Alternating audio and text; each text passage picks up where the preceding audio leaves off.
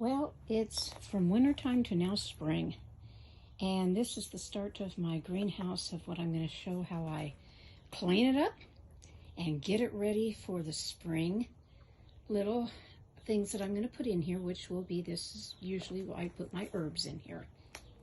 And it looks pretty dry and barren right now on all angles, but it won't here in a little bit.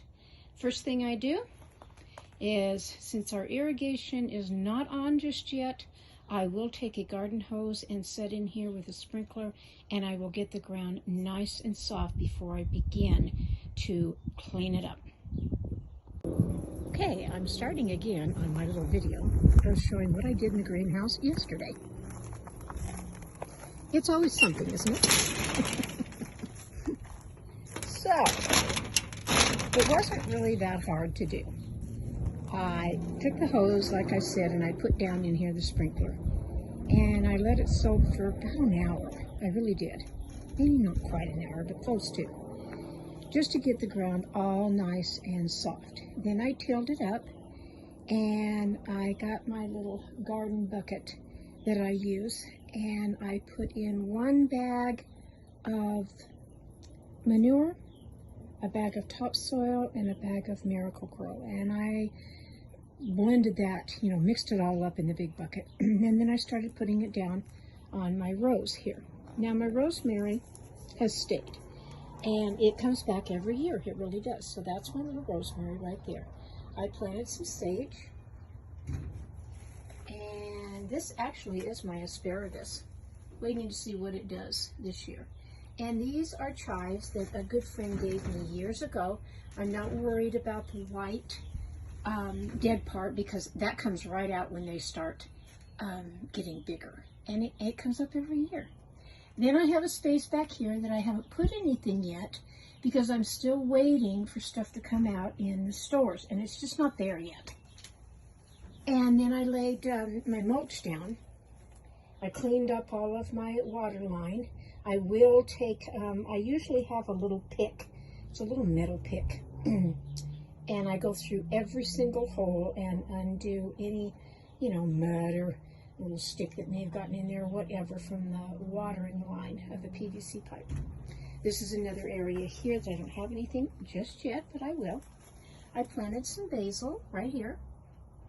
I couldn't resist my Cherokee tomato plant, which I have put in here with my tomato gourd on it. But there's a man that I met one weekend. His name is George. So nice. And he does a vegetable market. And he actually has the Cherokee tomatoes. These are a purple tomato. They have the best taste. And I can't wait for that to get going. I'm not going wild this year at all with anything, because I don't have the energy or time this year to do any vegetable garden. And my greenhouse is about all I can handle. I will be getting my thyme, and I did put some basil right here. I probably will replace that broken, it's just a garden stone that my son gave me, but it is broken. I may replace that with a bigger one. And these two need to be painted a bright color and brought back to life. And you may say, well, why do you have so much in the middle, which is the mulch? You could have a lot more growing area. I don't need any more than this. The herbs really don't get that much bigger. They really don't. They're going up, not out. And I like this to have where I can turn around in here, or if I have my little garden cart I want to bring in, or whatever. I have the cutest little kneeling pad with handles on it that my son gave me one Christmas that I use to get down and, with my hands and stuff and work in the dirt. So I need area to move around in. My greenhouse has a window that I open. And so I just kind of wanted to show you. I'll be poking back on here and giving a little bit more to this as I can get the plants. They're just not available right now. But it didn't take a whole lot to bring my greenhouse back to life, and I'm pleased with it. I'm back in my greenhouse. It's been a couple of days, and I had to go back to a couple of different stores to find a couple more of my herb plants, of just the starters. So again, I have come in and I've turned the valve up a little bit higher on the watering system because I want this to get really soaked good in here. I always plant some not geraniums, but marigolds. You would think I'd know my flowers. Marigolds in my greenhouse because it helps keep the bugs down. So I've got my sage right here. And this was my asparagus from last year. I'm going to see what it does this year. This was the chives. Then I replanted this one. I turned it from the corner and put it over here of the parsley. I bought some dill. And my watering can. More flowers.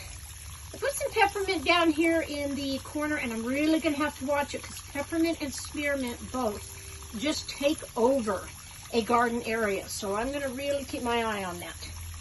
My basil, the Cherokee tomato, more marigolds, some thyme that I finally found, and husband likes the nice cherry tomatoes. These are Husky Cherry Red, and I think we'll like those. I'm going to grab my tomato gourd for that. And that is my greenhouse for this year. That's all I'm going to put in here. It's just fine the way it is. And I'll check back with you here in a little while, a few weeks, and show you how they've come up. But that's my watering system. It works well. I'll paint the stepping stones a bright color of something different. And I still haven't replaced that broken concrete one back there. I don't know if I will yet. It's kind of a big stone, but we'll see. I opened the window to get some air in here, and I'm just going to let this soak now for, I don't know, a good hour.